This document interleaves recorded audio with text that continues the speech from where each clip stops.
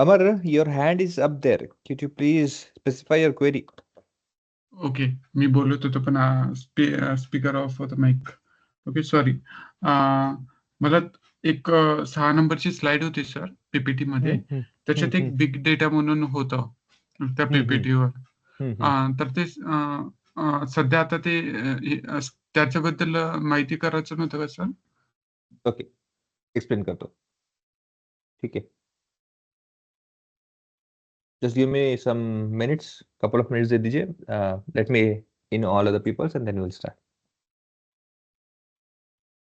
आणि अजून एक क्वेश्चन होता सर, का हम्म, जसं एक ते इन्फ्लुएन्शियल स्टॅटिस्टिक होतं, हम्म. तर ते नेमकं केव्हा आणि कधी यूज करत असतो सर आपण? जेव्हा तुमच्याकडे खूप मोठा डेटा सेट असतो ना, लार्ज डेटा सेट आपण ज्याला म्हणतो, त्यावेळेला हं, तुम्ही पूर्ण डेटा सेटवर एकदाच वर्कआउट नाही करू शकत ना. मग हो. त्यावेळेस तुम्हाला सॅम्पल घ्यावं लागतं. Because instead of going through all the data at once, it is very much easy for us to take some chunk, small uh, size of a data and then apply. Okay. आणि data अनालिटिक्सला जे काही आहे ते secondaries data use करावं लागतं का sir? कोणता data? Secondary data collection? नाही नाही, असं काही नाहीये. काय असतं माहिती का, कधी पण तुम्हाला समजा एक एक एक सिनॅरिओ देतो. फॉर एक्झाम्पल असं पकडा की तुम्हाला एखाद्या कंपनीने सांगितलं की आपल्याला आपल्या कंपनीसाठी ना एक प्रोजेक्ट आहे किंवा त्या प्रोजेक्टचं तुम्हाला क्रिएट करायचं आहे. सध्याला ते कंपनी, आता आपण काय करणार आहे की कंपनीला परस्यू करणार आहे का, की त्यांचे जे ओके. प्रोडक्ट आहेत सेम प्रॉब्लेम्स किंवा सेम इश्यू आपण फाइंड आउट केलेले आहेत की जे नॉर्मली समजा एखादा सेल्स कंपनी असेल, प्रोडक्शन कंपनी असेल, तर त्या कंपनीला इश्यू होतात. आता तुमच्याकडे तो ओरिजिनल डेटा नसणार आहे त्या कंपनीचा. त्या कंपनीचं का, कोणताही कंपनी बेसिकली. अच्छा, अमर जो पूछ रहे हैं, लेट मी एक्सप्लेन दू कि वो पूछ रहे हैं कि आप अपना जो सेकेंडरी और प्राइमरी डेटा का यूज कब करना है. ओके, तो basically when we are talking about secondary data set is used where you want to create a reference for others to understand if the same scenario occurs, what should we do, because the exact data is not possible, or it's not available for us from any industry or any particular company. So what we do, we take a data which is already available in let's say market, in outside web or somewhere. We take a reference. Based on that, we create our own let's say insight and our applications. Then if the third party thinks it is relevant, they will take it, isn't it? That's the secondary, because we don't know the exact issue, but we are considering it as a considering it as the same issue which may many other company face. Is it clear? Yes sir. And if you're talking about primary data set basically will always follow when you don't, when any company, or let's say when any client comes towards you and say, we don't have any data, we don't have any information regarding how our business runs. It could be that recently we have created the company and recently we are facing the issue which we were not ready for that. How to solve it? Then you have to create the data, isn't it? You have to get up through all the understanding of business, and then you have to create your own data. At that scenario, then it will be primary data. Okay. मग जर समजा आपण एक primary data म्हणजे कसं राहतं की आता user कडून घेतलं जातं, तर मग आता ते थर्ड पार्ट, जसं आता आपण कुठे सर्च करतो म्हटलं, तर मग ते एक सेकंड, चुकून म्यूट झालो तुम्ही. एक सेकंड. अमर. हा, एकदा ओके. हा बोला.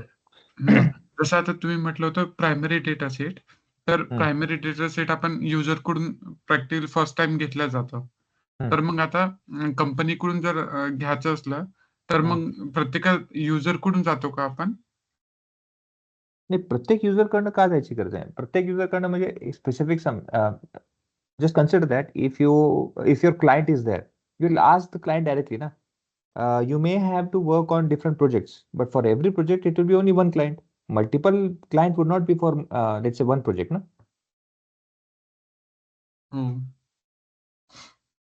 For example, if Cognizant is there, Cognizant will have its own projects. It will not get interfered with Deloitte or let's say other Tech Mahindra. Na? For that, you will have only one client. That one client may have multiple projects, isn't it? But one project cannot have multiple clients. Okay. Yes sir. Although, when you complete it and if you are selling it, While selling, you may have multiple clients, but while creating, while taking a reference, while having an analytical aspect, you will have to deal with only one client at a time, because 10 people means 10 different demands would be there. It would be very difficult to, let's say, resolve each and every problems and each and every aspects, isn't it? So it's only always consider that one client should be there. Yes. Any other question? Any other query?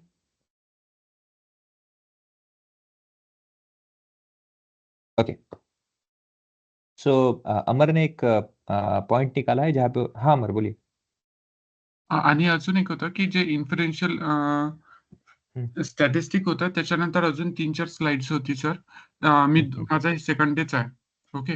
तर मी याच्या आधी ते slides वगैरे बघितलं, तर त्याच्यानंतर अजून 3-4 slides होत्या. तर त्याचं first moment lecture business, second moment, third moment business ना. हां. ते येस येस, झालंय ओबी की आहे. व्हायचंय? नाही व्हायचंय होणार आहे ते. Okay sir. त्याच्याबद्दलच आम्ही फर्स्ट बिझनेस मोमेंट जे आलो होतो ना, मीन मीडियन मोड जे अनालिसिस करतोय, that is for first moment of business. Okay, या मैं भी है is asking, maybe he's asking in the case of primary data set can need to collect directly from, okay, if that is Gajendra is saying that, it might be his question saying that you might be thinking that primary data we need to collect it directly from user, or in that case, okay, let me differentiate it. Even though, even though if you are collecting directly from the user, it doesn't mean that it would be a primary data set only. Okay, for example, for an instance, take an example, the data is already been created. Okay, past, let's say from 5 to 6 years, there were a data which has been stored in their databases. It was not being considered that Mr. Gajendra or Mr. Amar would be there coming for their analytical aspect or for their analytical aids, isn't it? So for that, they are collecting.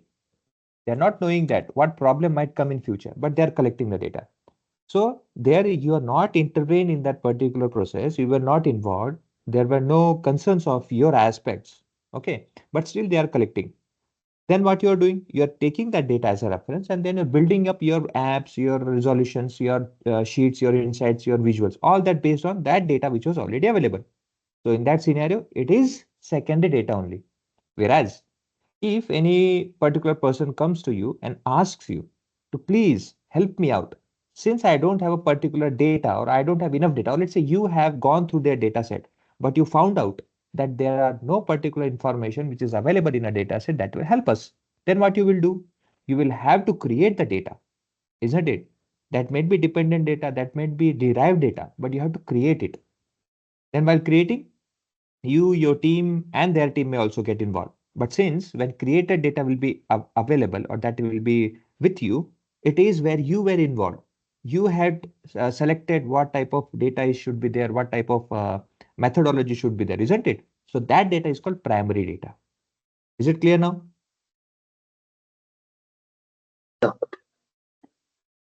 Yes, sir. Not for Gajendra. I'm asking to everyone if there is clarification, or let's say, did I cleared this query? Yes sir. Okay, fine. आणि sir ते PPT होती जे तुम्ही assignment दिली होती, तर ते कुठे share करायची होती? मला डायरेक्टली व्हॉट्सअपवर पर्सनली. पीपीटी. एक असाइनमेंट दिलं होतं तुम्ही. डॉक्युमेंट. ओके वो, हाँ. हाँ वो मुझे ये कर दो डायरेक्टली. मला वाटते more than half people had already submitted, and directly कर दो, no issue. You can WhatsApp में डायरेक्टली. Okay, thank you. या okay. So I was planning to get over there, but since Amar has asked me one question regarding what was that? Yeah, big data. Let me resolve that first, and then I'll come back to our point. Where has it gone?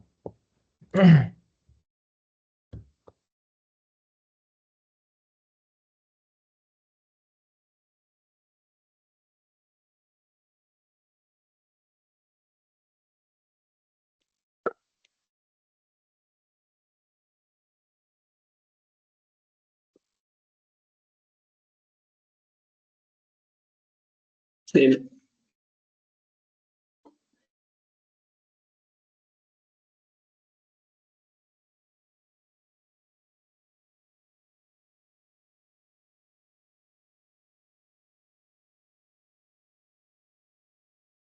Okay.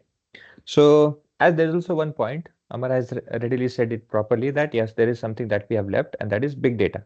Now, lots of people also generally in many scenarios, we think that big data is nothing but a huge data set which is very difficult for analysis. Okay, it is let's say partially right, because for example, let me tell you, if a small data set has to be discussed, it would be around, let's say, as I said, it would be, let's say, 10,000 data set, around 10,000 of records, and you might have around 10 to 15, most to most 10 to 15, or let's say 10 columns would be there. That would be the most exaggerated or most higher data set size that you will follow.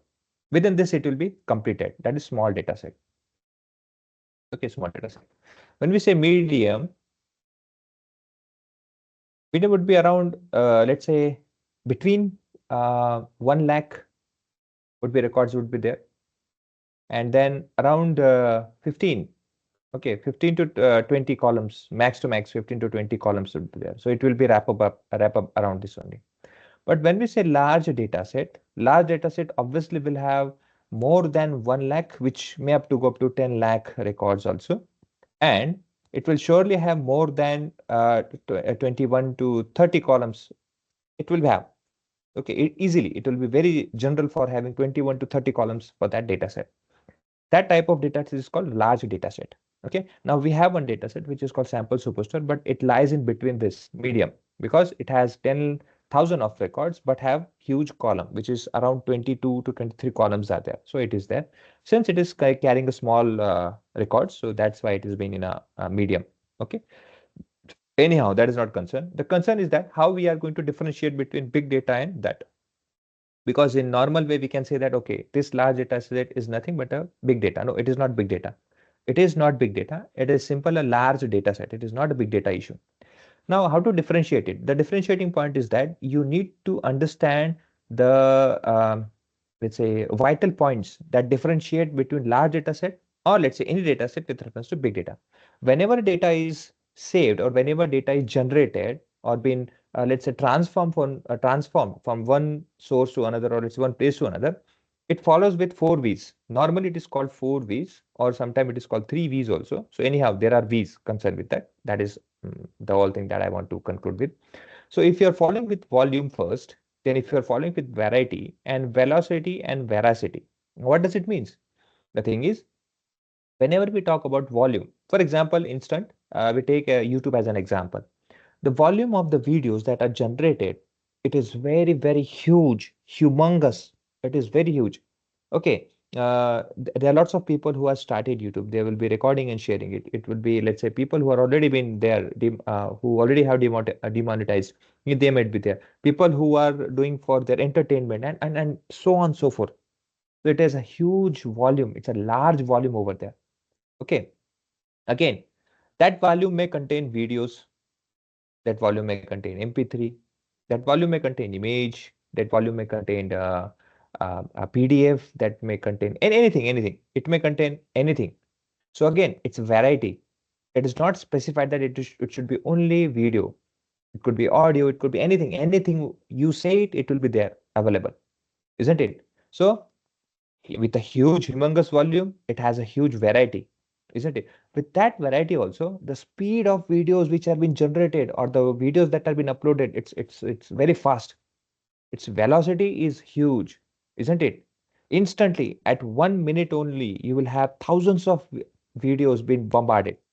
Again, said that veracity means the trustworthiness of a data.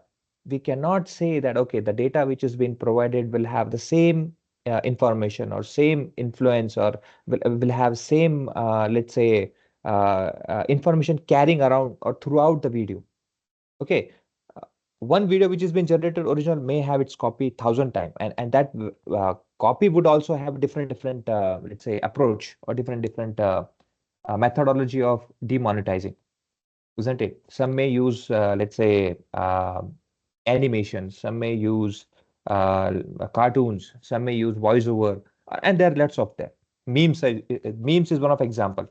Okay, you would take a small chunk of dialogues from huge data box and that will be used again and again for fun, for entertainment, and so on and so forth.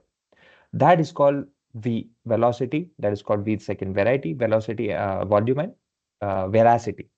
So if you anywhere found any data which is having such problem, why? For example, let me tell you, if I take an example of, this is a bit, let's say, common factor that has been poured out, isn't it?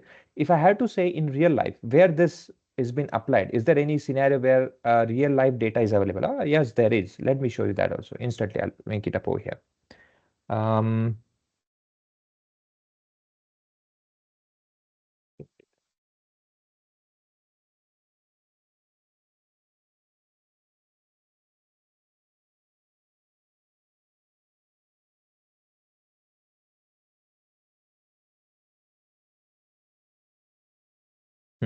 See, I'm only considering one Boeing airplane, which is 777 engine, can weigh over 8,760 kg. Okay.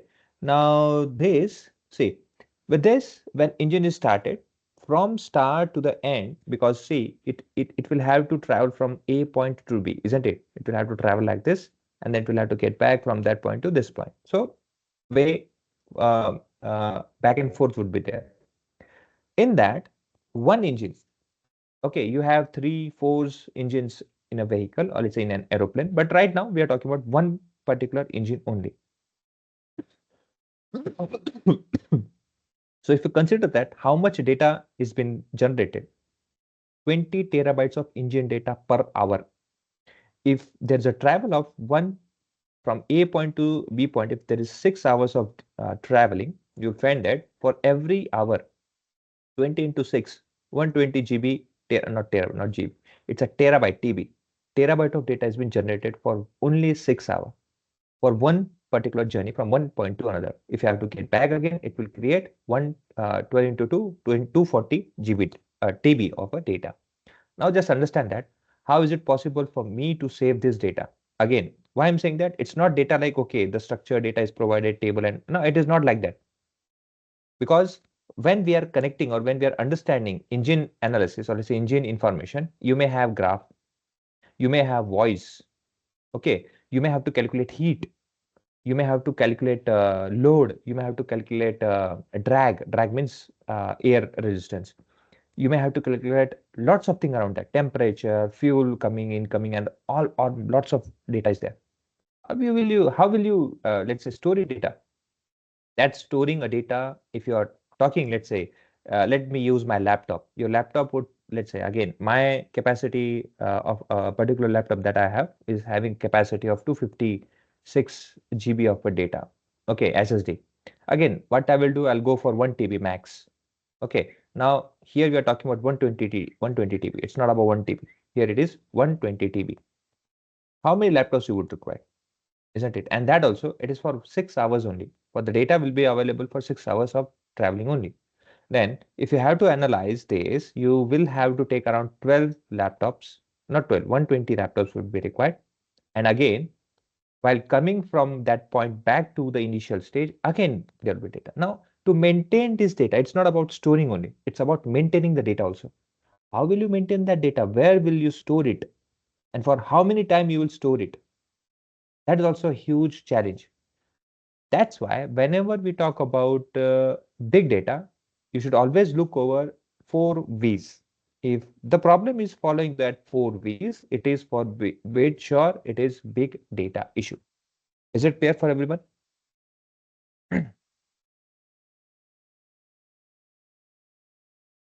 Yes, sir. Okay. Yes, sir. Yes, sir. Okay. Continuing on our discussion, we came up to this particular PPT, which is talking about descriptive statistics. Now, what exactly this descriptive statistics is, it is also termed as EDA. EDA means exploratory data analysis. Though it is basically, it's one of a part, okay? This data, or let's say descriptive analytics, is one of a part of EDA, where we talk about statistics, stats. Most of the thing over here is related to stats only. Now, as I have also given one example in earlier sessions, that today we are all gathered over here to understand, or let's say on the basis of common, let's say point, which is salary. We all over here is looking for a good salary package, which is on an average, which is good at a data analytics course, isn't it? If you get this knowledge, if you get in this position, you will have a good salary package. That is what we have come up over here. Where it come from? It come from this particular point, mean. Mean is like an average. Statistically, it is called as mean. In general way, we call it an average. Mathematical terms, it is average.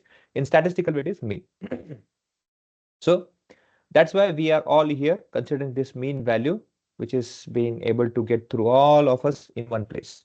So this value is what we are talking about. Like this, you have median and mode. Now, the question would be there, on the first place, why would we require to analyze this? What is the necessity of this particular stage over here? Now remember, there are four major stages which are used to identify any business. Any business means the data which is with you. Okay, you have data with you. What you will do, you'll try to understand. And try to understand also means there are lots of methodology. For example, if I have a data, okay, I have a data. I may have multiple columns. Multiple columns means multiple features. Okay, let's say x1, x2, x3, x4, and so on and so forth, xn. Here, I'll try to understand what the data is exactly trying to tell me. Trying to tell me means that particular data is not going to speak, but yes, their values. The data that is stored in that particular feature will surely tell me something about it, isn't it? Now, the data understanding of a feature can be done in three different parts. In three different parts means you can do it univariate, using univariate. You can use that as bivariate. You can use multivariate. These are all methods. These are all our methods of understanding data. Okay, so if we talk about univariate, univariate means uni. Uni means single. Here, what I will do is that I'll collect one column. Let's say, for example, x1 I have taken. Let's say this column is nothing but salary. Okay, this column is nothing but salary column. Now, if I had to analyze this x1, which is a salary column, what are different methods of there to understand this particular column? There are lots of methods. In that method, okay, you can use first business moment. First business moment. Okay, moment is basically a scenario, a scene. Okay, moment. I'm not talking about movement. Movement is moving from one place to another. That movement. It is not that. It is moment. Moment means one scenario or one particular event. Okay, that time. So the first moment, whenever you see a salary or any business, you will always try to find out everything which is related to mean, isn't it? What you will do, you will calculate mean first. आप क्या करोगे? सबसे पहले average count करोगे और क्या check करोगे? For example, it's if I create a graph, if I create a graph like this, will first create a mean, ये आपका एवरेज लाइन हो जाएगा और आप क्या करोगे? Based on this you will compare, अच्छा डेटा यहाँ पे भी है, डेटा यहाँ पे भी है, डेटा यहाँ पे भी है, डेटा यहाँ पे भी है, यहाँ पे भी है, यहाँ पे भी है. You will understand, you will try to understand that if this is my mean, if this is my mean, how much data is spreaded or how much data is aligned to this mean, isn't it? You will try to say that how much it is aligned. As I said, when we try to calculate it, let's say salary average, normally क्या होना चाहिए? If we take a scenario, let's say x1 has different salary values, 10 lakh, 8 lakh, 4 lakh, 15 lakh, isn't it? क्या है ये? 4 आपके values है. If I calculate 4 values, इसका मैं अगर एवरेज निकालूंगा, क्या होगा एवरेज? कैसे निकालते हैं एवरेज, कैसे बताइए म्यू?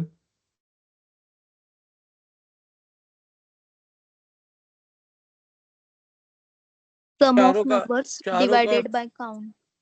हाँ क्या आंसर आएगा इसका?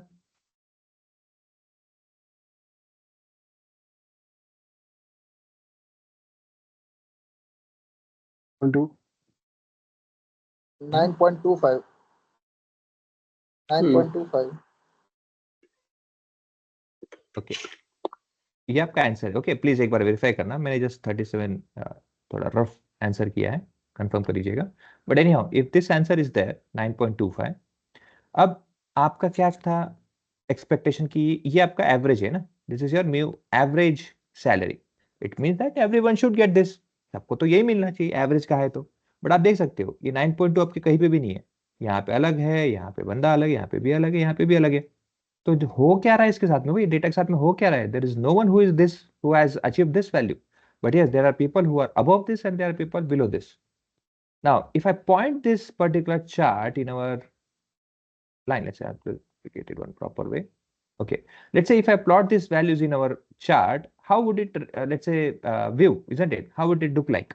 I will do this, let's say values कितना है, 4 से लेके 8 तक है ना, I'll say 2, 6, 8, 10 and 12 है ना, ये वैल्यू 15 भी है ना। ओके थोड़ा कम पड़ गया 15, इसको थोड़ा ठीक से निकालता हूँ मैं। ठीक हाँ तब take from here.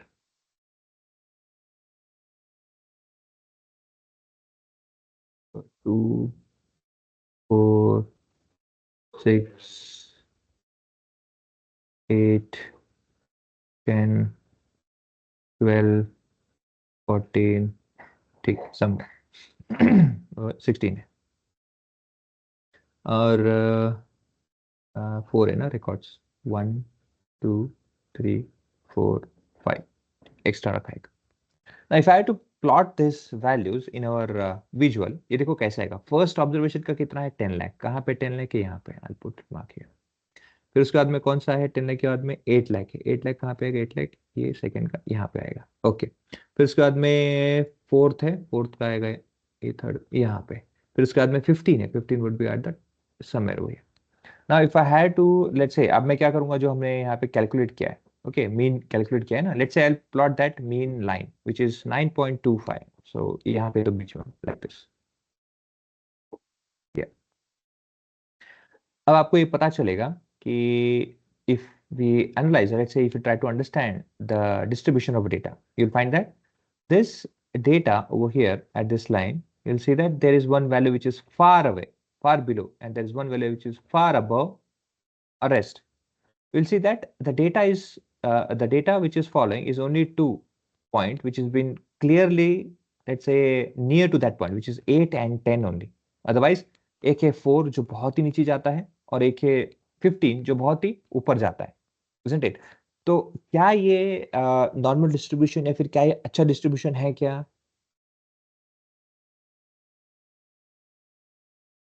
नहीं। ओके कितने लोग नहीं कहते, कितने लोग कहते हैं कि ठीक है तो क्या इशू है। Again you may have different opinions, इसके लिए मैं अभी नहीं आपको कुछ कहूंगा because we have to understand that, उसके बारे में डिस्कस करने वाले। But how many of you say कि भाई ये जो डिस्ट्रीब्यूशन है इट इज नॉट गुड और let's say that is not how it should be, isn't it? तो क्या है आप लोगों का ओपिनियन क्या है बताइए।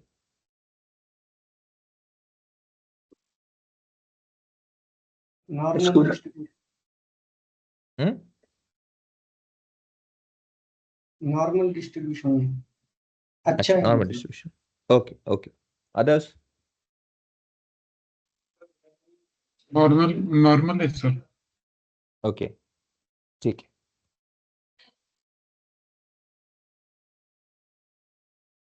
ओके कोई बोल नहीं रहा है तो मैं समझूंगा कि ठीक है कोई इशू नहीं है, बिकॉज अगेन मैं अभी बार बार नहीं पूछते बैठूंगा। ओके नाउ अभी हम जो डिस्कस कर रहे हैं we are talking about understanding the business, और लेट्स से बिजनेस मतलब क्या, data set, nothing other than, okay we are here to understand the business based on first business moment. अभी हम कहाँ पे हैं, हम फर्स्ट बिजनेस मोमेंट पे हैं जहाँ पे हम डिस्कस करते हैं सेंटर ऑफ टेंडेंसी। ओके हम ये यहाँ पे अंडरस्टैंड करने की कोशिश करते हैं कि एक पर्टिकुलर सेंट्रल की जो वैल्यू है, एक हमारा जो एग्रीगेटेड वैल्यू एवरेज, उसको अगर मैं रेफरेंस वैल्यू देता हूं तो उसके हिसाब से डेटा किस तरह मूव हो रहा है वो हमें अंडरस्टैंड करना है। अच्छा ऐसा क्यों करना है, मैं आपको एग्जांपल देता हूं उसका। Get back to our Excel sheet, let's say I'll take an example where we have, let's say these are the values. This is not again values. Do I have any values over here? I don't think I have. Okay. Okay, this is value I have. Salary column. Copy this one.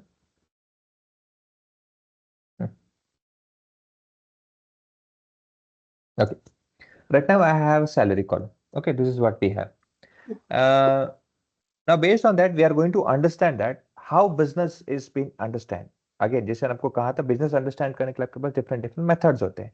Okay first of all तो क्या होता है कि आप पूरे के पूरे data set को अंडरस्टैंड करने की कोशिश एक ही साथ करो which is very difficult for anyone. है ना एक साथ क्या होता है जब multi dimensional because data set में जैसे अभी ये एक कॉलम है वैसे आपके पास में x2 होगा x3 होगा x4 होगा ऐसे करते करते हो सकता है 10-12 भी हो. तो सबके सब पूरे के पूरे डेटा सेट को एक साथ समझने के लिए ना बहुत डिफिकल्ट होता है. It's very difficult for to understand. तो उसके लिए करना क्या चाहिए अगेन मल्टी डायमेंशन या फिर मल्टीवेरिएट होता है प्रोसेस ऐसे नहीं कि नहीं है बट वो एक साथ नहीं होता है. Takes step by step. Here we are at univariate.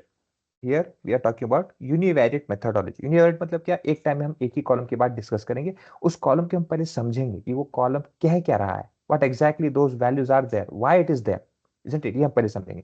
फिर आता है बायवेरिएट. बायवेरिएट मतलब क्या आप सैलरी के साथ में दूसरे कॉलम को कंपेयर फिर दो वेरिएट को एक साथ कंपेयर कर रहे हो तो चेक कर रहे हो वो होता है बायवेरिएट. तो पहले कभी भी क्या करना यूनिवेरिएट अंडरस्टैंडिंग करना.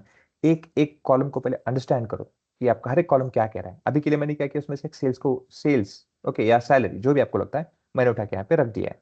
Okay now let me clarify. Let's say इसको मैं सेल्स ही कर देता हूँ इतना बड़ा वैल्यू है तो इट इज बेटर सेल्स. ये बेटर है. So I have this values. अब मैं क्या कर रहा हूँ having with this multiple columns I have only taken one value और let's say one feature at a time for my understanding which is called univariate process. अब univariates use करने के लिए भी चार्ट्स अलग अलग होते हैं उस पर भी आएंगे बट अभी मैं सिर्फ एक कॉलम पे अंडरस्टैंड करने की कोशिश कर रहा हूँ. It can be done statistically stats के बेसिस में भी हो सकता है और होता है विजुअल के बेसिस में भी. तो उसको कहते हैं विजुअल के बेसिस में भी. You have two options.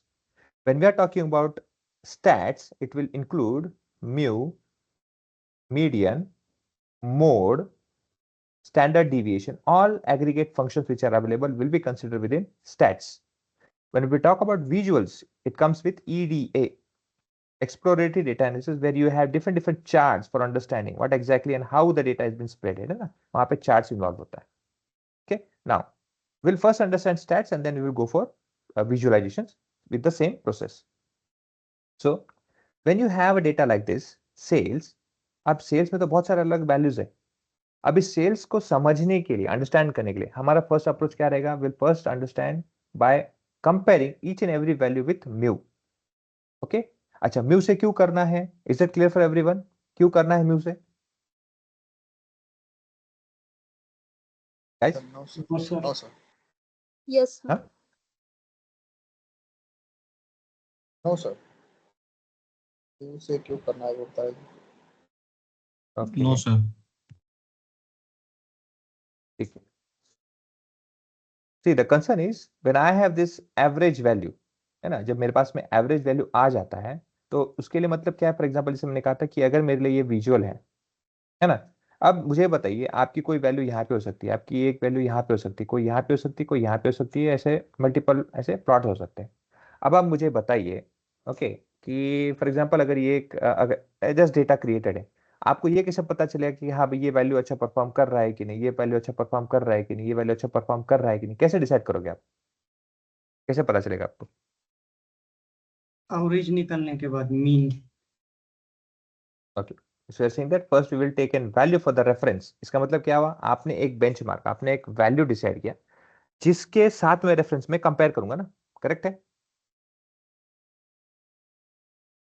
Yes, sir. Yes, sir. See, what I'm saying is that, for example, let's say exam आपका कोई कहीं पे टेस्ट हुआ है. टेस्ट में क्या हुआ है कि 10 बच्चों ने let's say above 60% marks grab किया है. उसमें 60% above मतलब हो सकता है 70 हो 80 हो 90 हो और कोई भी हो सकता है उसमें अलग अलग नंबर 95 90 जो भी हो. अब मुझे बताइए 10 जितने भी स्टूडेंट्स जिन 10 लोगों ने जो 60 के अबव वैल्यू एक्वायर किया है. अब मुझे आप ये कैसे डिसाइड करोगे कि इसमें से ओके जो भी बच्चे होंगे कि भैया 90% वालों ने ज्यादा अच्छा किया है 80 वालों ने अच्छा किया है 70 वालों ने और मतलब बेसिकली कंपेयर कर रहे हो कि जितने भी उनके नंबर्स है ना. तो नंबर्स कैसे डिसाइड कर रहे हो कि मैं कंपेयर कर रहा हूँ कि 60 वाले का अलग है 70 का अलग है 80 वाले का नंबर अलग है 90 वाले का नंबर अलग है. विच मीन्स आप कोई एक पर्टिकुलर नंबर से कंपेयर करो. जैसे 60 वाले को कंपेयर क्या करोगे जो भी उसका नंबर होगा आप कंपेयर करोगे 70 से आप कंपेयर करोगे 80 से आप कंपेयर करोगे 90 से. फिर आप क्या करोगे 60 से होने के बाद में फिर 70 का लोगे 70 से 80 से 70 से 90 का कंपेयर करोगे. इससे क्या पता चलता है आपको you have when you have one number आपको क्या है, कहीं तो भी एक ऐसे पर्टिकुलर एक प्लेट है ना, फाउंडेशन रखना होगा कि based on this value we are going to compare what data is there and what data are there, if this is good or this is good. Until unless you have a value for a reference, you will not be able to understand this, because in general में अगर मैं आपको बताऊं, देखो sales अगर किसी का भी, ओके सैलरी सेल जो भी कोई है, आप यहाँ पे देख सकते हो, देखो जीरो तो नहीं है, अगेन है ना, जीरो तो नहीं है ना, तो जीरो नहीं मतलब ऑलवेज अच्छा है भाई। कौन चाहेगा, कौन कौन सा दुकानदार नहीं चाहेगा कि भाई मेरे ऐसे सेल्स ना हो। एवरी शॉप विल थिंक कि हाँ भाई ऐसा सेल्स होना ही चाहिए। क्यों होना चाहिए? See, there is no zero value, they are earning every day, or let's say every month they are earning something, isn't it? ऐसे में तो देखो 30,000 भी किसी का रहा तो भी कोई प्रॉब्लम नहीं है, जीरो तो नहीं है ना, it is very good, isn't it? But ये कैसे कंपेयर करोगे आप कि भाई ये 30 अच्छा है या नहीं? How will you compare it?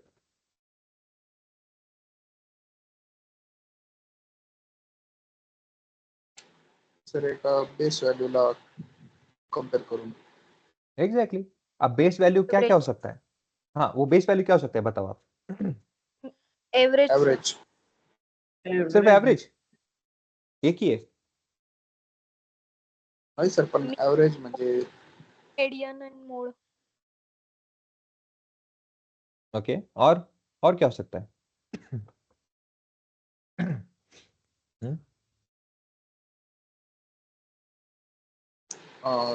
Maximum आणि मिनिमम एग्जैक्टली Range.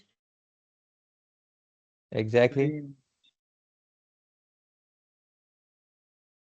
और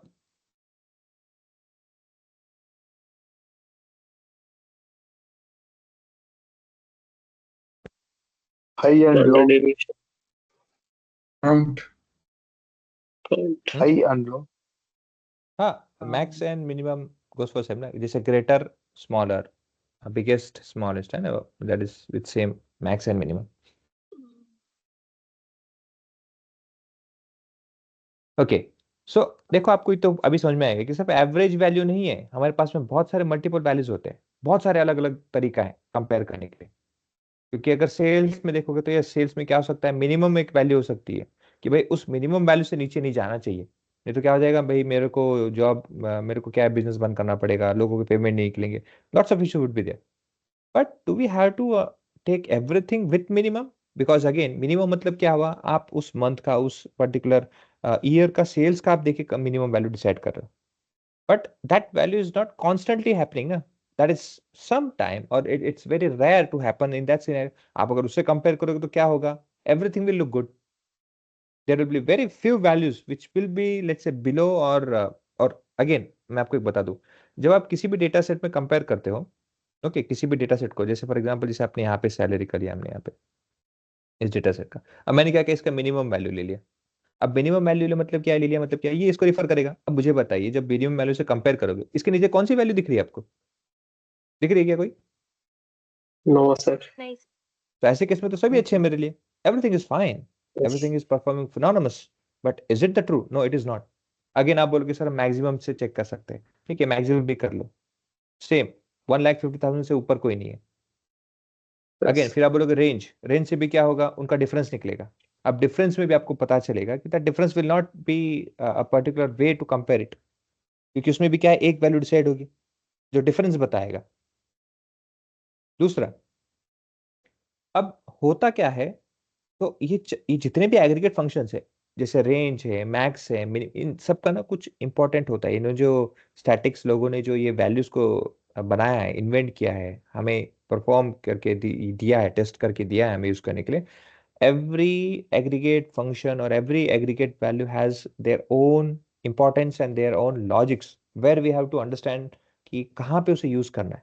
सिंपली मुझे एवरेज आता है मैंने निकाल दिया, सिंपली मुझे सम आता है मैंने सम कर दिया, अच्छा सम भी एक है, सम कर दिया सम, ऐसा नहीं होता है। Okay now for that purpose you need to understand different different business moments, तब आपको और अच्छे समझ में आएगा कि है क्या बिजनेस मोमेंट, मतलब क्या है। At an instant, whenever you look any value or any column which is containing a value, आपको पहले क्या करना है, कभी भी हम ऐसे ही करते हैं, हमारा माइंड भी यही काम करता है। जैसे सैलरी की बात आई थी कि भाई डेटा एनालिस्ट जॉब क्यों मैं ज्वाइन करूं, बिकॉज एवरेज सैलरी भाई उसका ज्यादा है, okay compare to others it is very good, average salary very fine, so it is better for me to invest my career in that, which is good. आपने compare किया और आप यहाँ पे आ गए। आप भी क्या कर रहे हो, सेल्स में भी हम क्या देखते हैं, comparing average sales, we are going to check कि भाई क्या उसी की तरह वैल्यू हो रहा है क्या, इज इट दैट। नाउ इसके लिए हम क्या करेंगे, I take the values and create this one. मैं इसके लिए क्या करूंगा, ऐसे डेटा लूंगा, यहाँ पे आता हूँ और ये चार्ट बना देते हैं, दिस और वैल्यूज, इजंट इट। अगेन मैंने कोई इसको सॉर्ट नहीं किया है, जैसा रखा वैसे ही है। तो फर्स्ट वैल्यू यहाँ पे आता है, इसका मैं वैल्यू भी आपको दे देता हूँ ताकि बार बार हमें देखना ना पड़े। ये आ गया, इजंट इट। अब मैं क्या करता हूँ, इसमें एवरेज एक डाल देता हूँ। ओके, एवरेज के लिए क्या है, अगेन प्रोबेबली क्या हो रहा है, नहीं चाहिए मुझे फॉर्मेट चार्ट एरिया।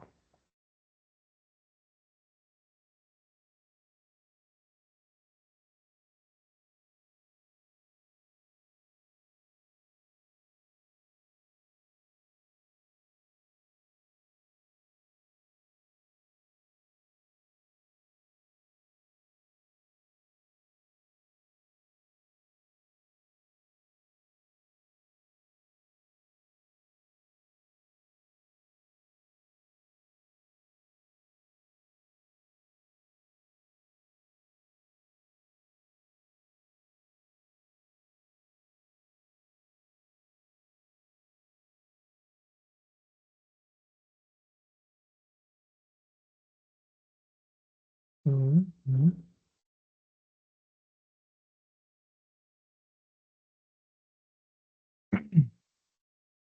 वैल्यू 74,000, 74,000।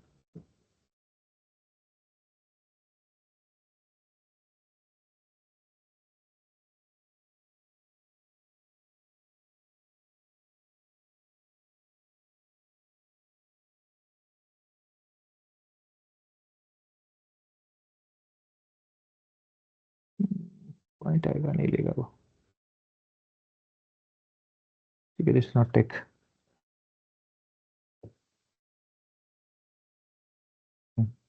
ठीक है, हम कर देंगे, कोई इशू नहीं। Somewhere over here.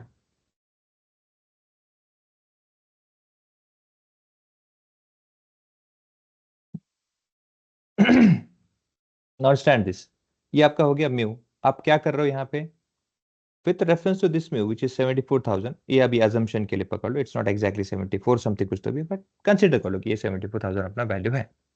Where with this 74,000 as the value, हम क्या करेंगे, अब हम हर एक वैल्यू को कंपेयर करेंगे। क्या करेंगे कंपेयर, ये जानने के लिए कि अगर हमारे पास में सैलरी सेल्स जो कोई भी वैल्यू है उनका परफॉर्मेंस कैसा है, isn't it, whether they are good or not, or whether let's say they are acceptable or not, because आपका म्यू है एक्सेप्टेंस। म्यू क्या है आपका, ये आपका एक्सपेक्टेशन है, ये आपकी वैल्यू है जो आप चाहते हो कि yes should be following the data. जैसे आपकी सैलरी में क्या करते हो आप, अगर आपका अगर 8 लाख का पैकेज है ना जाने का, तो आपको क्या होगा, ऑब्वियसली यू विल ऑब्वियसली भाई मेरा बाकी हो ना हो, बाकी लोगों को कैसे है मुझे नहीं पता, लेकिन मेरा एवरेज पैकेज क्या होना चाहिए, 8 का होना चाहिए।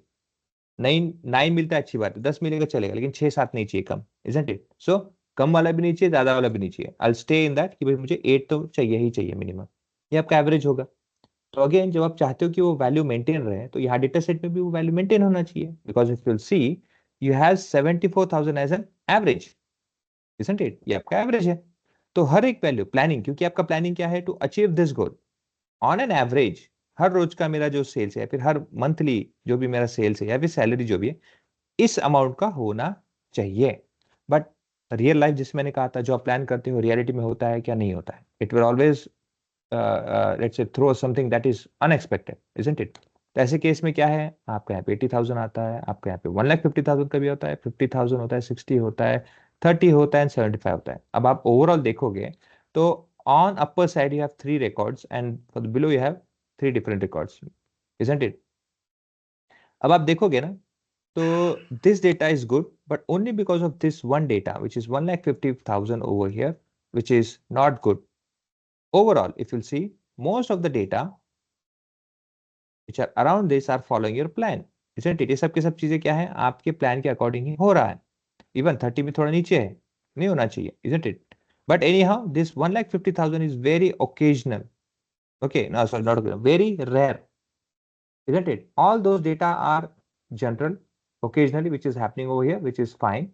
But this data is not particular, which is being, let's say, continuously available. It is very rare to have that particular value. So ऐसे केस में क्या है? These are all okay, normal, but this is not normal distribution. Because of that one abnormality, this data is not normal.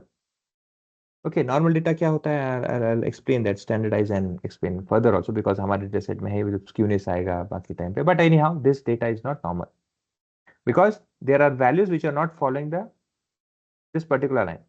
Okay, अगर आपका data एक line, for example जैसे हमारा average line था, अगर इस लाइन को फॉलो करेगा या फिर वेरी क्लोजली, ओके, अगर डेटा सब आपका इस तरह से होता, फॉर एग्जाम्पल कुछ इस तरह से डेटा होता,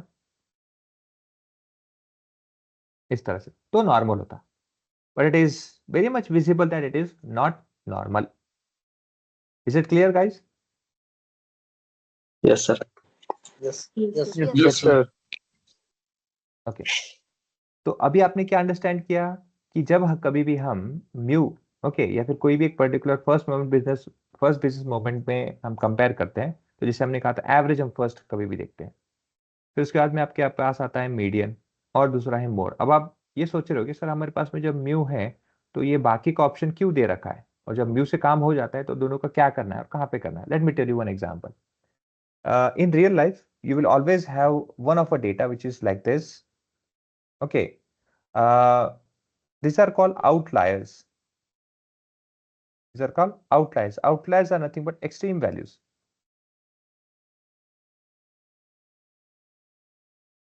And these extreme values can be on both sides. It can be on negative also and it can be positive also. Okay, ये दोनों हो सकते हैं, नेगेटिव हो सकता है, पॉजिटिव हो सकता है. Since it's called an outlier or extreme value, so the occurrence of these values are very rare. It is very uncommon to happen, but if this happens, it will obviously create an or let's say it will always deceive your value. Average value आपको क्या होगा, हमेशा गलत मिलेगा. और आपको मैं example देता हूँ. अब ये जो डेटा आपके पास में है, इसको मैं कॉपी करता हूँ, इसके बाजू में पेस्ट कर देता हूँ, और यहाँ पे क्या करता हूँ, इसको मैं प्रॉपर कर देता हूँ, इसको लेट्स से ये करता हूँ. अब इसका मैं यहाँ पे एवरेज भी निकालता हूँ. देखो हुआ क्या था. Okay, with this data controls so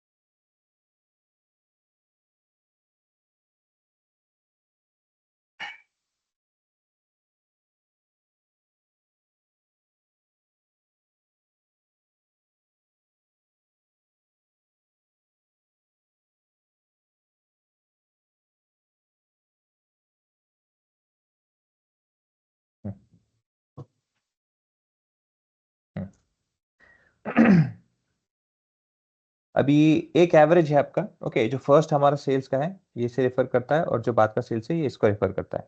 अब आप यहाँ पे देखो, मेरे डेटा सेट में आप देखोगे कि जब मैंने स्टार्टिंग का डेटा लेता ना, उसमें 1,50,000 एक वैल्यू था, और यहाँ पे 50,000 इसकी जगह. ओके, नाउ इससे होता क्या है, इसमें इतना डिफरेंस हो ही क्या जाता है. It is very important crucial point, आप इसे समझिए. Because even having one value outlier as an outlier in the data, it will have huge impact in your calculations, because now the value which was earlier 74,000, which was around here,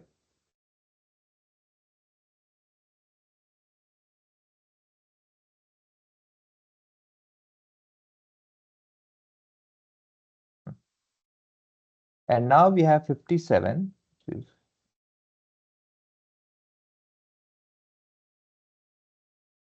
this one.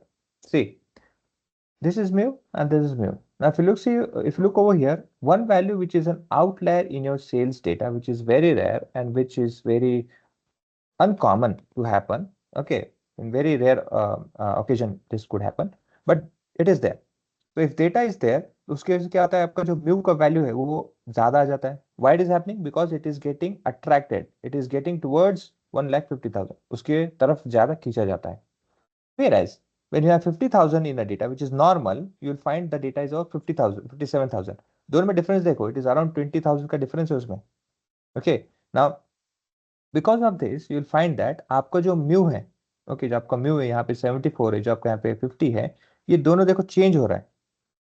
Okay, change होने से क्या हुआ, आप देखोगे earlier जो data आपको बता रहा था कि अरे ये भी ये कौन सा 30, ये भी अच्छा है, ये भी अच्छा है, सब चीज अच्छी है। अभी आप देखो यहाँ पे आपका डेटा, जो 3 डेटा ये क्लोज हो गया, किसे हो गया, क्लोज हो गया, whereas this become, this and this are become, then this become very rare viewpoints, where this are the normals. ये जो है पॉइंट, ये पॉइंट, ये पॉइंट और ये पॉइंट, ये नॉर्मल है because it is very close and which is very good at this point कि भैया आपके म्यू के जो आपके प्लानिंग है उसके हिसाब से वैल्यू आ रहा है। But the values over here, here and here which are very rare, rare भी नहीं कहूंगा, मतलब क्या है, लेकिन वैल्यूज है जो आपने प्लान नहीं किए थे वो आ रहे हैं, इजंट इट। वेराज यहाँ पे आप देखोगे तो ठीक है चल रहा है, इसमें तो सब एक ही वैल्यू मुझे दिखा था which is rare. Why? Only because of this value, okay, only because of this wrong mean, or it's not wrong mean I would say, but because of that outlier, mean was getting attracted towards it. Whereas when I cleared it, or let's say when I removed the dat, or let's say when I pre-processed it with a proper value, now it is good for me. Now I can understand, okay, there are 3 other values which are being, let's say, deviating my analysis, not only one. Is it clear? Yes, sir. Yes sir. Okay, अब इससे कहना क्या चाहते हैं, okay, इसको, इस knowledge को लेकर हम कहाँ जा रहे हैं। Here with this you can understand that there is mu which is we at a first glance always rely on it. हम कभी भी क्या होते हैं, पहला जो हमारा अप्रोच होता है हमेशा एवरेज म्यू के ऊपर ही होता है। We should not do that, never. आपको कहाँ पे रहना चाहिए, मीडियन, मीडियन और मोड, ओके, इस पे ज्यादा रिलाय होना चाहिए रादर देन, उसमें भी इन दोनों में भी कंपेयर करोगे तो मीडियन में आपका रिलायमेंट ज्यादा होना चाहिए। आंख बंद करके बोलो आप, मीडियन, यस मीडियन पे रिलायमेंट ज्यादा होना चाहिए। मैं आपको बताता हूँ इस एग्जांपल से, ओके। जैसे अभी इसको हटा देता हूँ, डिलीट कर देता हूँ, it's not required for us now. Now for example let's say we have this values, जैसे आपको कहा था ये सैलरी, ये कोई या जो भी सेल से देख लो यहाँ पे, कि वो सैलरी कंसिडर करो या सैलरी सेल जो भी हो, but this is your answer, है ना। क्या होता है, एक बंदा, इससे हो सकता है कि आपके ग्रुप का मेंबर है, okay, 1 2 3 4 5 6, there are 6 people in the group and all of them has got some different company packages and all those.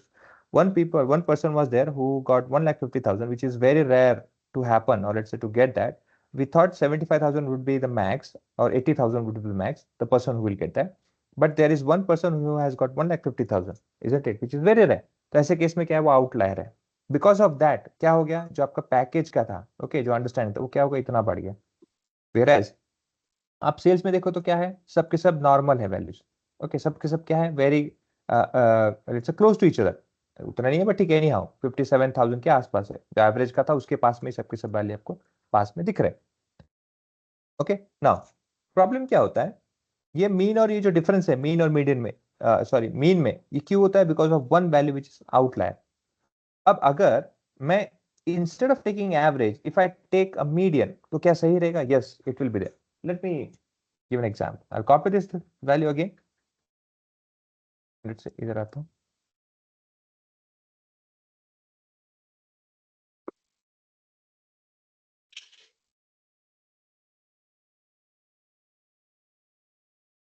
Okay, ये हो गया। और इसी को लेते हैं,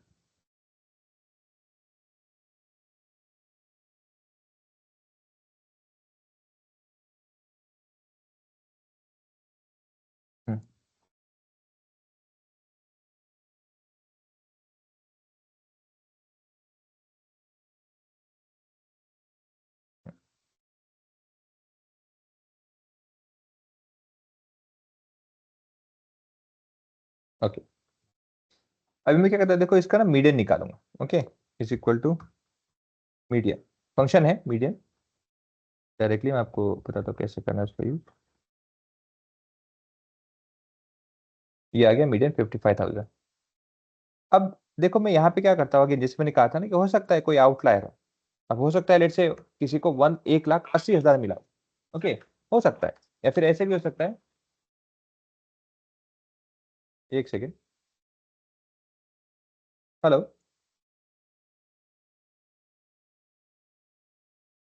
हाँ,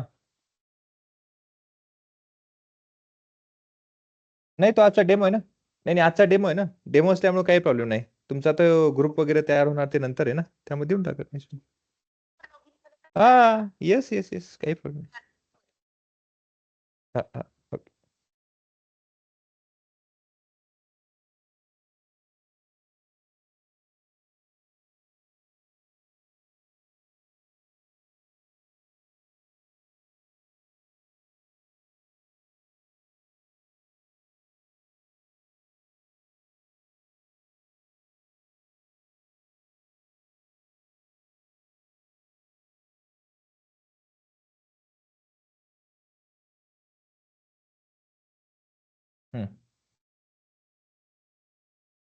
सो यहाँ पे है हमारे पास वैल्यूज, इजंट इट? अब मैं क्या करता हूँ, देखो जैसे मैंने कहा था यहाँ पे, है ना, हमने क्या एग्जांपल देखा था कि because of this one outlier होता क्या है, आपका एवरेज जो होना ये चाहिए था वो चले जाता है खिसक के उसके तरफ, इट मूव्स टुवर्ड्स आउटलायर, है ना. मतलब क्या होता है, जो डेटा आपका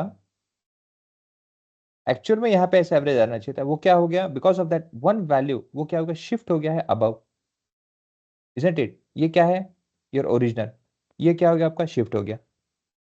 अब मैं क्या करता हूँ, सेम सिनेरियो यहाँ पे क्रिएट करता हूँ जहाँ पे मैंने 80,000 को 1,80,000 कर दिया. Now let us count again median.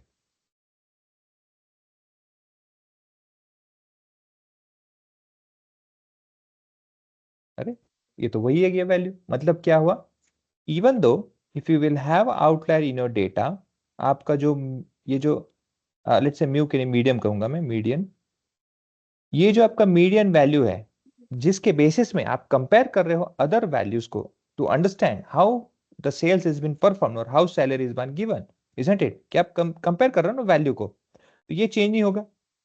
इससे क्या होगा, आप जो भी एनालिसिस करोगे, जितनी भी वैल्यूज आप देखोगे इसमें एनालिसिस करने के लिए, will have a good result, isn't it? It will follow the same analysis. आप कहीं भी जाओगे, कहीं पे भी देखोगे, एनालिसिस करके देखोगे तो कहीं भी प्रॉब्लम नहीं होगा, which is good one, isn't it? तो क्या है इसका मतलब, क्योंकि देखो ये जो 1,50,000 है ये हो प्रोबेबली शायद किसी को प्लेसमेंट दिया होगा, लेकिन क्या पता किसी को 15,000 होगा, उसको आपने गलती से वहां पे 1 लाख एक जीरो एक ऐड कर दिया, कीबोर्ड से गलती हो सकती है टाइप करते समय, हो सकता है कि शायद 50,000 था, ये किसने गलती से वन आगे दब गया. Anyway there could be an number of issues with this, but data में तो आ चुका है, तो आप एनालिसिस कर रहे हो तो आपको इस तरह का एवरेज बता रहा है, और जब इसको ठीक करते हो तो आपको इस तरह का एवरेज बता रहा है, तो there is a huge difference in the analysis. But whereas when we call median for analysis, क्या हो रहा है आपका, it is stable. This outlier is outlier बोल रहा हूं, this value is very much stable towards any data which is available, even though यहाँ पे 1,80,000 हो जाए तो भी चलेगा. ओके, लेट्स से इसको क्या करता हूं मैं, जो पुराना वैल्यू वैसे रख देता हूं मैं, 80,000 को मैं यहाँ पे 80,000 ही कर देता हूँ, ये हटा देता हूँ. ओके, मैं क्या करता हूँ, यहाँ पे आता हूँ और इसको कर देता हूँ लेट्स से 10,000. देखो तभी भी वही है, अगर मैं यहाँ पे करूंगा, ये क्या है, मीडियन है ना, यहाँ ये भी मीडियन ही है. हाँ, अगर मैं यहाँ पे करूंगा फॉर एग्जाम्पल 30,000 को ना यहाँ पे 10 कर देता हूँ, ये देखो ये 54 पे हो गया.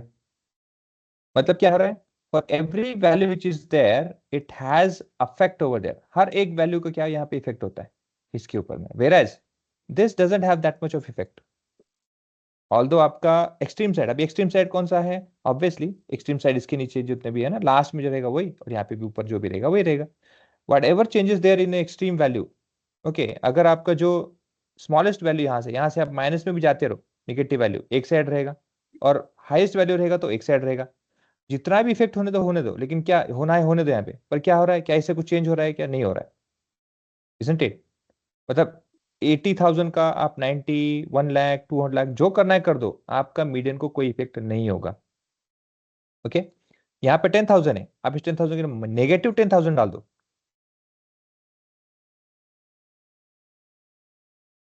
तो भी आंसर वही रहेगा. अच्छा, ये मत सोचना कि 10,000 काम नहीं करता है. Okay, let me tell you that. So देखो 10,000 माइनस 10,000, इट वर्क्स। ओके, ऐसे नहीं कि साइन काम नहीं करता है, इट डज वर्क्स।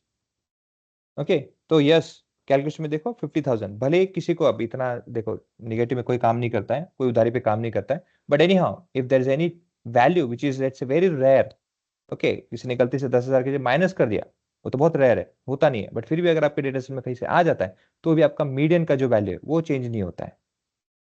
सो हमें किस पे रिलाई करना चाहिए? We should always rely on median rather than average to understand the data which is available in for business. Is it clear? Yes, sir. Yes, sir.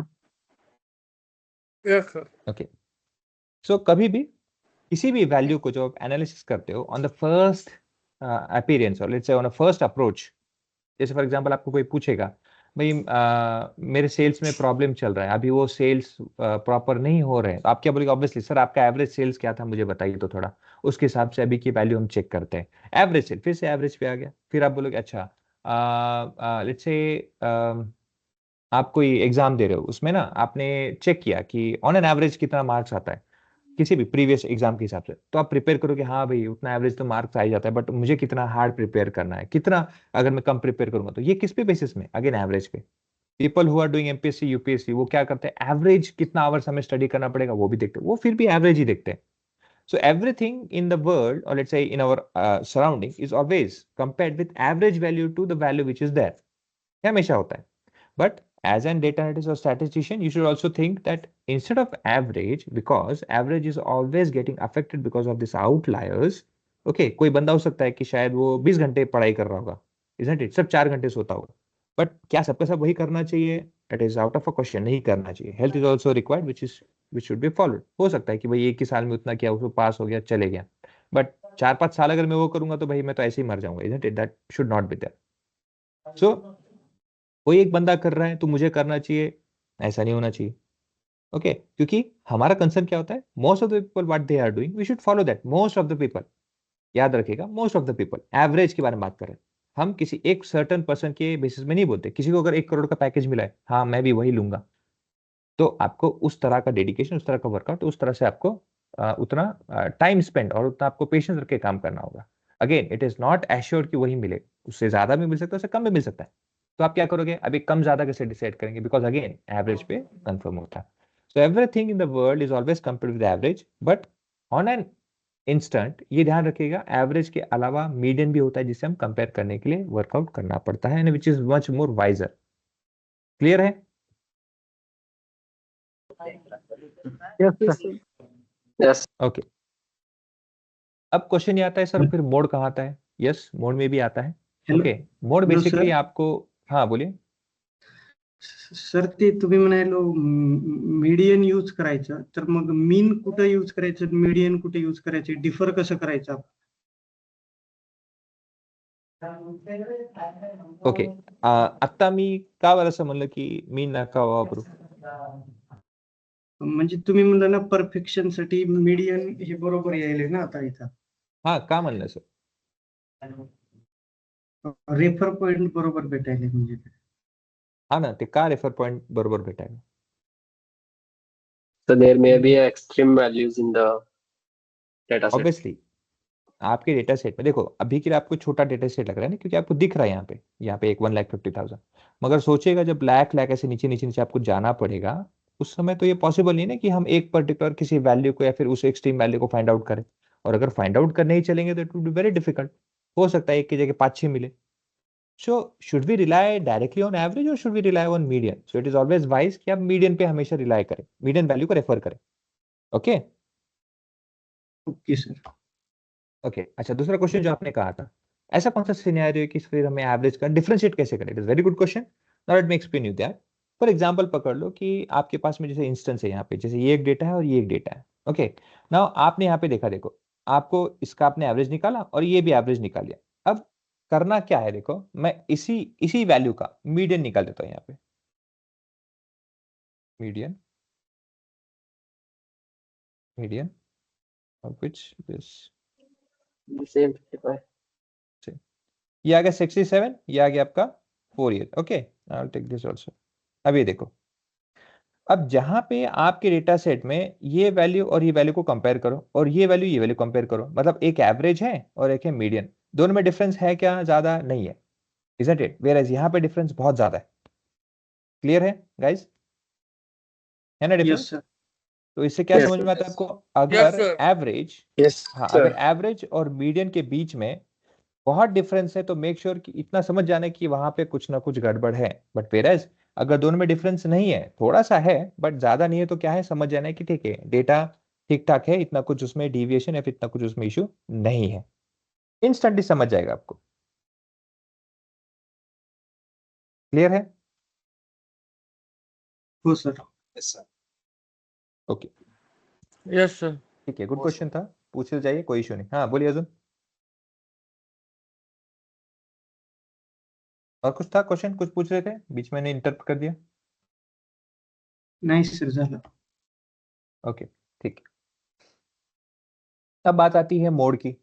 Okay, mode मतलब क्या है? Frequency, याद रखिएगा। Okay, the repetition, the repeated values, उसकी frequency. Frequency मतलब क्या है? Count basically. Okay, तो काउंट कैसे करना है? फॉर एग्जांपल पकड़ लो कि let's say I will write down over here gender. Okay, यहाँ पे जेंडर है, जेंडर में लेट्स से मैं लिखता हूँ, sorry, age, not gender, age. यहाँ पे लेट्स से मैं नंबर दे देता हूँ, is equal to and between 20 से लेके 80 के बीच में, ऐसे कर देता हूँ, ऐसे कर देता हूँ, control C and again control V as a value. Okay, अब मैं क्या करता हूँ, 54 54 दो बार नहीं है ना, मैं एक वैल्यू को रिपीट करता हूँ। ओके, जानबूझ के एक वैल्यू को मैं रिपीट करता हूँ। लेट्स से 56, ये दोनों काफी आसपास है तो लेट्स से 56 कर देता हूँ उसे। Okay, now is equal to mode, कैसे मैं एक्ट करता हूँ देखो।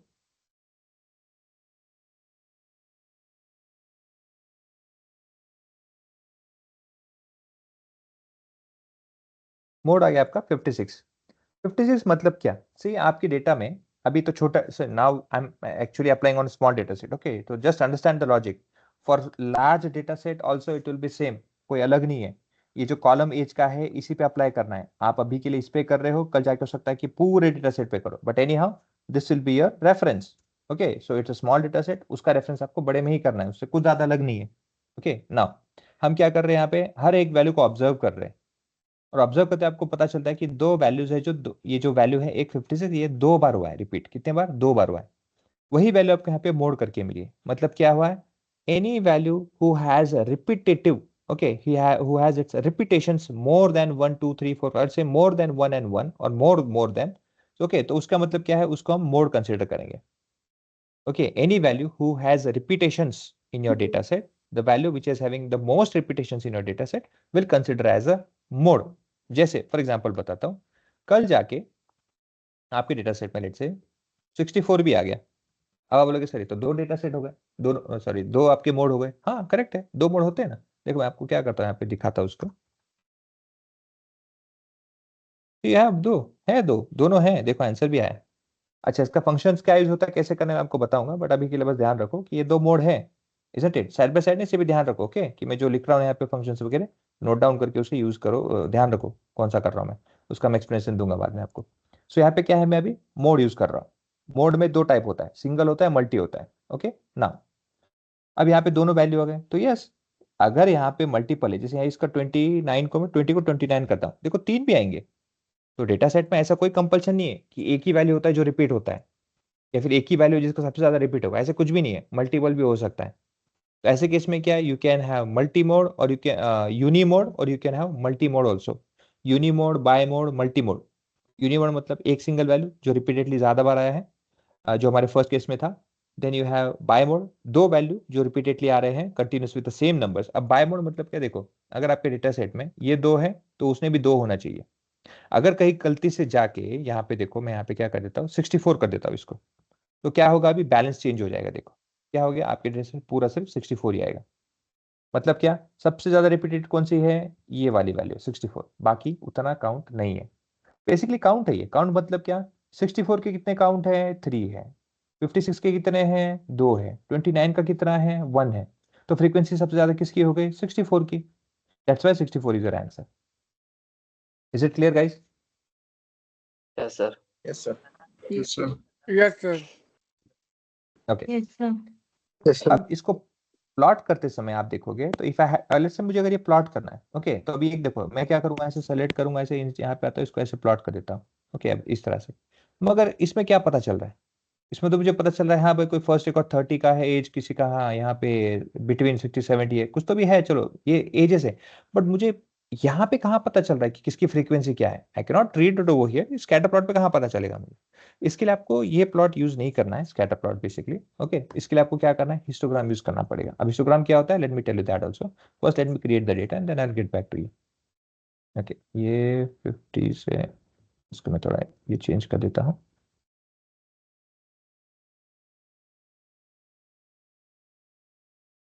है ना? नहीं, खुद से नहीं कर रहा है, मुझे खुद करना पड़ेगा। ऑटोमेटिक बॉल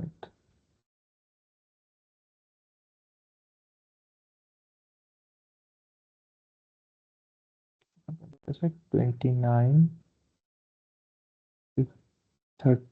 20 से लेके 50-30 हो जाएगा।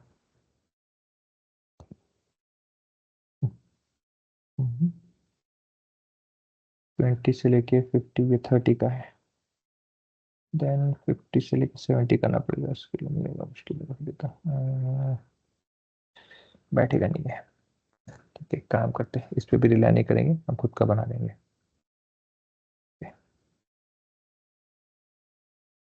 मैं आपको बना के देता हूँ। लेट्स सी 64 का कितना काउंट है, इज इक्वल टू काउंट।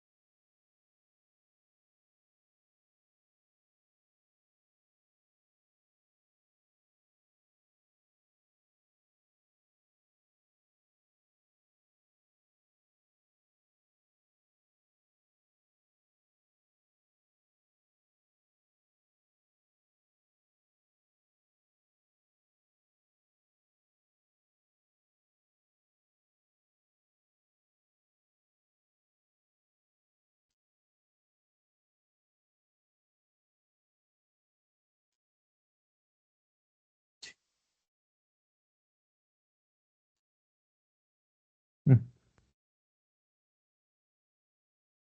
हम्म,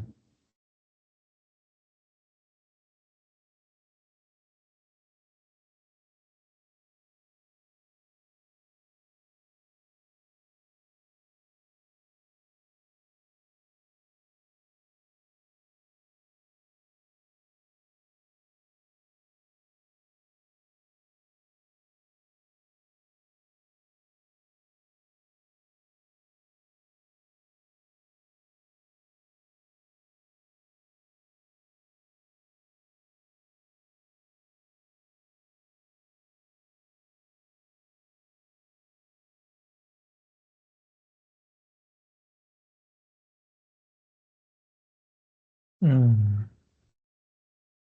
यहाँ पे काउंट इफ काम करे क्या? प्रोबेबली नहीं करेगा। Greater than and equal to.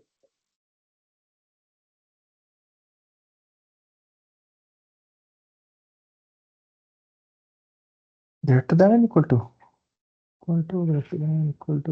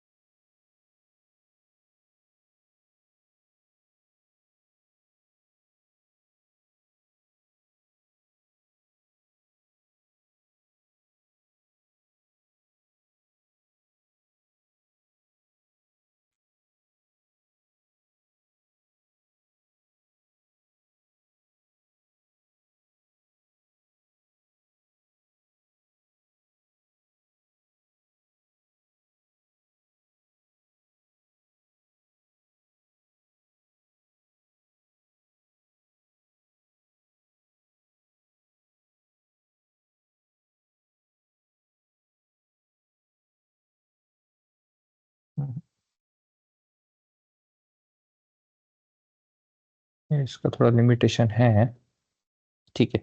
Any how दो यहाँ पे, अच्छा एग्जैक्ट भी दे सकते हैं, ठीक है, कोई इशू नहीं। Count if you exactly also range comma equal to 56, sorry, ठीक है। ओके ना, यहाँ पे कितना आपका काउंट आ गया ना, अब इसको ले लो, देखो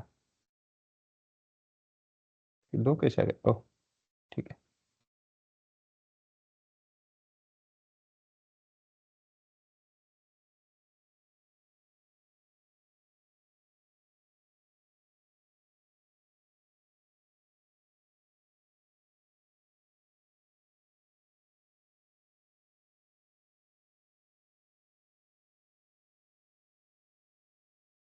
देखो यहाँ पे आपको क्या पता चलता है, people who are on the first record, first कौन सा आपका, first second third, first record okay, उनका कितना काउंट है देखो, 3 काउंट से, कौन से, 64 वाले एज के, फर्स्ट सेकेंड के है ये, थर्ड के है, सो दे हैव दिस वैल्यूज। इससे क्या पता चला आपको, आपके डेटा सेट में सबसे ज्यादा रिपीटेटिव वैल्यू किसके हैं, जो 64 वाले एज के, ओके फर्स्ट वाले जो है वो वाले, this is first and then second and third, तो उसका आपको यहाँ पे वैल्यू, ये 64 का काउंट है, okay this not 1 2 3, this is 64 का काउंट। ये जो थर्ड है ये वाला है, ये फ्रीक्वेंसी, यहाँ पे क्या है आपकी लेफ्ट साइड में होती है फ्रीक्वेंसी, लेफ्ट साइड के वाई एक्सिस में होता है आपका फ्रीक्वेंसी, एक्स एक्सिस में आपका होता है जो भी डेटा है 64, 64 का कितना यहाँ पे आपको वैल्यू यहाँ पे मिल रहा है, दिस मच, ओके यहाँ पे इतना है, ऐसे इस तरह से।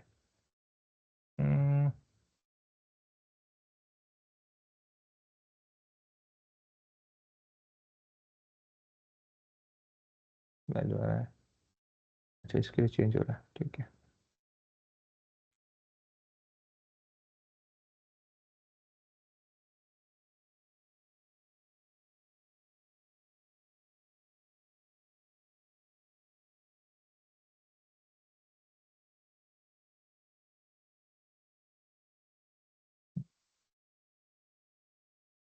ठीक है, अरे हाँ ओके, तो 64 वाले का कितना है वैल्यू आपके इसमें, 3 है, मतलब क्या है, 64 के जो एज है उनके कितने हैं रिकॉर्ड्स, आपके पास में 3 रिकॉर्ड्स है, so on Y axis you have always frequency, उनकी फ्रीक्वेंसी मतलब क्या है, उनका mode, repetitions, okay on X axis will always have values, okay तो 64 वाला जो है उसका कितना है, 3 टाइम्स है, 56 का कितना है, 2 टाइम्स है, 29 का कितना है, 1 टाइम है। सबसे ज्यादा फ्रीक्वेंसी किसकी आ रही है, फ्रीक्वेंसी रिपीटेशंस किसका आ रहा है आपको, 64 का, that's why you will get mode as an 64। Clear है guys? Yes sir. Yes, sir. Yes sir. Yes, sir. कल जाके 56 का भी चलो फॉर एग्जांपल ऐसा हो जाता है, देखो 56 सेम हो जाएगा, तो आपके पास अभी कितने मोड होंगे, 2 मोड होंगे, बिकॉज सेम फ्रीक्वेंसी के कितने, 2 है, is called multi mode. Multi mode specific देखें तो 2 है, तो बाय मोड इसे कहेंगे, ओके जैसे यहाँ पे मैं इसको 29 कर देता हूँ, अभी 56 को यहाँ पे 29, it will be like this, इसको भी मैं 29 कर देता हूँ, देखो सबके सब सेम हो जाएंगे, यह मल्टी मोड, सबके जितने भी रिकॉर्ड्स है क्या है, सबके सब के काउंट सेम है, so you have multi mode over here. Is everyone clear with this? Yes, sir. Yes sir. Yes, sir. Okay. Yes, sir. Now, one more thing you should remember, that whenever we have a data and specifically numerical data, when we have a data which is numerical data, तब आप क्या कर सकते हो, mean, median और mode, ये तीनों use कर सकते हो। अब प्रॉब्लम कब आता है देखो, for example if I have a column, let's say gender, and when I say male and female,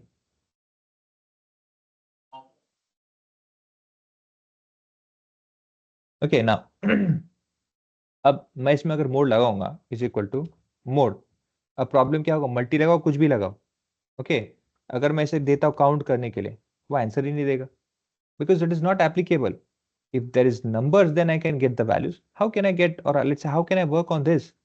तो यही चीज आपको क्या करना है, काउंट में करना होता है. ओके, सो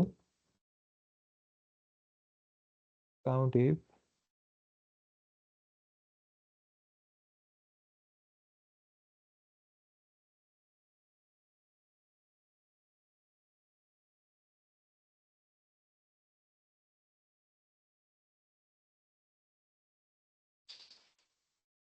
दिया गया 3 आपका, करेक्ट. कल जाके इसमें से अगर मैं इसको मेल कर दूंगा तो देखो इंस्टेंट आपका यहाँ पे चेंज हो जाएगा. तो ये भी सेम वैल्यू आपको वही देगा जो आपको यहाँ पे इस पे मिल रहा है, आपको यहाँ पे भी सेम वही वैल्यू मिलेगा. तो अगेन जब हम बात करते हैं कैटेगोरिकल डेटा के एस्पेक्ट से, ओके, जब हमारी नजर किसी कैटेगोरिकल डेटा के ऊपर में आता है और मुझे अगर उसका मोड निकालना है, ओके, लेट्स से उसका अगर मुझे एनालिसिस करना है, तो आप मीन मीडियन नहीं कर पाओगे. वहां पे आप क्या करना है, सिर्फ मोड ही रहेगा आपके पास में. आप मेल फीमेल का मीन निकाल पाओगे, नहीं निकाल पाओगे. आप मीडियन निकाल पाओगे, नहीं निकालना पाओगे. हाँ, आप ये जरूर जान सकते हो कि फॉर एग्जांपल अगर जेंडर का कोई अगर कॉलम है तो उसमें सबसे रिपीटेटिव वैल्यू या फिर सबसे रिपीटेटिव कैटेगरी कौन सा है, मेल का है या फीमेल का है. Which means if there is male तो क्या है, प्रिडोमिनेटली वहां पे मेल का ज्यादा सर्ज है, whereas if there would be female तो वो फीमेल का होगा. Is it clear? Yes sir. Yes, sir. Yes sir. Okay, अब यही लॉजिक सिर्फ जेंडर में नहीं लगाया जाता है मोड के लिए. फॉर एग्जाम्पल लेट्स से कि कोई एक पर्टिकुलर एरिया है या पर्टिकुलर कोई स्पॉट है जहाँ पे आपको ये जानना है कि मेरे इस पर्टिकुलर स्पॉट पे फिर उस पर्टिकुलर एरिया में सबसे ज्यादा अट्रैक्टेड कौन से एज के लोग आते हैं. ओके, अगेन वहां पे 100 लोग आते होंगे, बट जैसे आपको वहां पे कुछ प्रमोशन करना होगा, एडवर्टाइजमेंट करना होगा. अब एडवर्टाइजमेंट किसका करे, व्हीकल का किया जाए, साड़ी का किया जाए, या पर्टिकुलर कोई गेमिंग प्रोडक्ट का किया जाए, या बच्चों के चीज़ों का किया जाए, किस चीज़ का किया जाए. ओके, तो ऐसी चीज़ में एडवर्टाइजमेंट अब आपको करना है तो आपको क्या जानना पड़ेगा कि वहां पे ऑडियंस सबसे अच्छी या फिर सबसे ज्यादा ऑडियंस कौन से पर्टिकुलर कैटेगरी की है. अब उसका मतलब क्या है, वो जेंडर वाइज भी हो सकती है और एज वाइज भी हो सकती है. जेंडर वाइज तो चलो पता चल जाएगा, इजंट इट, काउंट हो जाएगी मेल फीमेल की. एज वाइज में क्या करोगे आप, अब एज वाइज में काउंट करके क्या करोगे, इजंट इट, काउंट करके मतलब बेसिकली एक वैल्यू पे नहीं रख सकते ना, आपको क्या है फ्रीक्वेंसी चेक करनी पड़ेगी. सबसे ज्यादा फ्रीक्वेंसी किसकी आती है, ओके, एंड वो भी क्या है एक वैल्यू की नहीं, रेंज में 30 से 40, 40 से 50, 50 टू 60. जो रेंज का सबसे ज्यादा काउंट होगा वो आपका टारगेटेड ऑडियंस रहेगा. वहां पे क्या काम आएगा, mode. Is it clear? Yes, sir. Yes, sir. Yes sir. Yes sir. Yes. Okay, so इस तरह से कभी भी अगर आपको डेटा सेट दिया जाता है ऑन एन इंस्टेंस और on an first glance, you have to go through first business moment. First business moment में क्या होता है, आप उस बिजनेस को अंडरस्टैंड करने की कोशिश कर रहे होते हो based on mean, median and mode. Okay, understand करना चाहते हो कि सबसे ज्यादा लेट्स से सेल्स अगर हो रहा है तो सेल्स में एवरेज सेल से कितना अबव है, एवरेज सेल से कितने वैल्यू नीचे आती है. ओके, और अगर आउटलायर है तो मीडियन के बेसिस में जैसे है. देन अगर वही वैल्यू रिपीट हो रही है तो कितनी बार रिपीट हो रही है. ऐसे अलग अलग तरीके से हम क्या करते हैं, उस बिजनेस को फर्स्ट व्यू में एनालिसिस करने की कोशिश करते हैं. That is why it is called first business moment. Is it clear now for everyone? Yes sir. Yes okay, sir. So will stop over here today. कल आएंगे तो वेरिएंस और आगे के जो डिस्ट्रीब्यूशन और बाकी के थर्ड फोर्थ बिजनेस मोमेंट है वो भी समझने की कोशिश करेंगे. Okay, thank you for the presence. Thank you guys.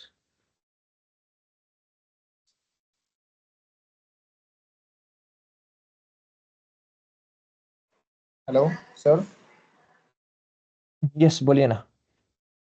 Sir आवाज येतोय? हाँ, अच्छा, आनंद था, बोलो. सर आपण 56 काउंट करताना काउंट इफचा जो फॉर्म्युला टाकला तो greater than 50 and less than 60 असे दोन्ही फॉर्म्युले सोबत टाकू शकतो. टाकू शकतात पण ते इफ मध्ये, हा फंक्शन मध्ये नाही घेत. काउंट इफ मध्ये ना? काउंट इफ मध्ये ना, काउंट इफ मध्ये नाही घेत, तेच म्हणतोय. काउंट इफ मध्ये नाही घेत ते.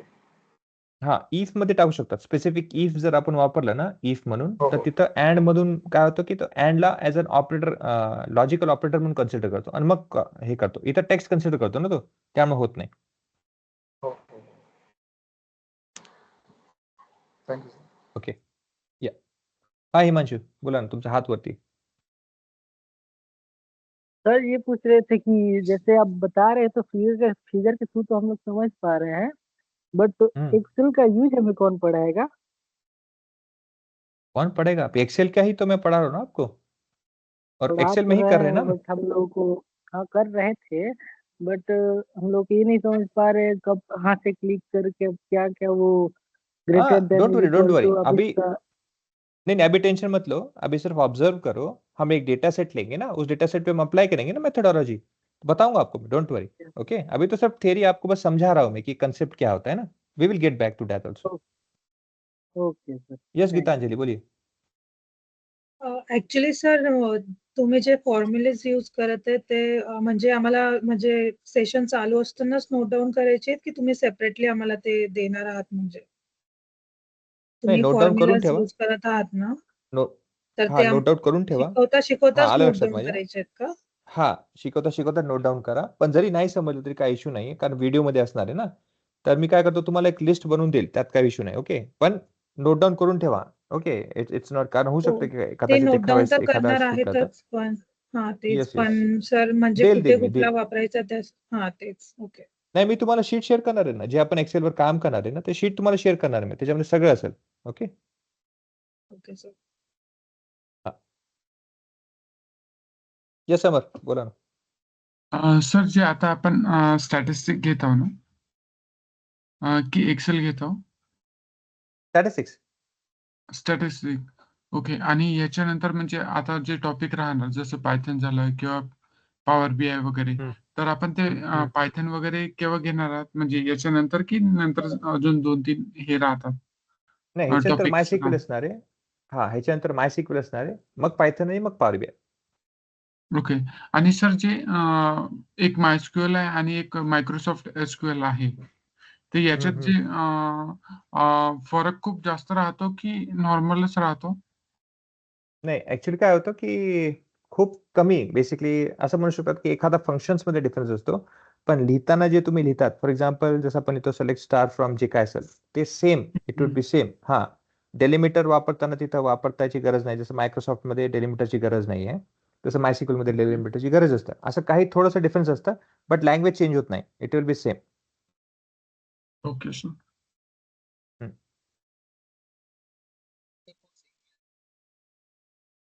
येस गजेंद्र बोला. गीतांजली तुमचं हात अजून क्वेरी आहे का वरती? Okay no sir. ठीक. ओके ओके, ठीक आहे ठीक आहे. Good night guys, take care, will see you tomorrow again. Thank you, good night. Sir good sir night एक सर. हा अनंत का मानस कोण आहे हा बोला. सर आनंद. हो सर. सर आज क्लास किती वाजता चालू झाला होता? मी 7:30 ला लॉग एव्हरीडे इन केलं. 7:30. Yes sir. 7:30 ला लॉग इन केलं सर, तरी 15 मिनिटं अगोदर झाला. असं म्हणजे मला वाटलं काही झालं काय त्या अगोदर. 15 मिनिटं आधी. Hello sir. हा बोला. हा सर, 7:30 ला लॉग इन केलं होतं मी. हा हा, पण 15 मिनिटं अगोदर क्लास चालू झाला असं म्हणजे टाइम येत होता. मग त्या अगोदर काही झालं नाही का नाही बा नाही, माझ्या? असं काही नाही. नाही नाही नाही नाही, 7:30ला आलं तर ना, तरी मी 5 मिनिट वाट बघतो ना, 7:35 पर्यंत, त्यामुळे काही हो प्रॉब्लेम हो नाही. हो.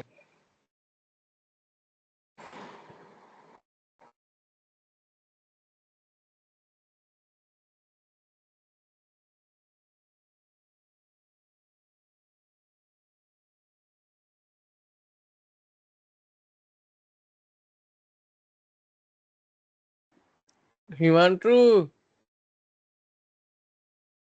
Himanshu, yes yes yes. आवाज आ रहा है मेरा? हाँ हाँ आ रहा है, बोलिए. अरे अभी हम बोल रहे थे, आवाज नहीं आ रहा था यार. किसका? मेरा ही. अच्छा, हम सर को जब हाँ बोल रहे थे यस और नो तो आवाज आ रहा था? आ रहा था. ठीक है तो. बोलिए.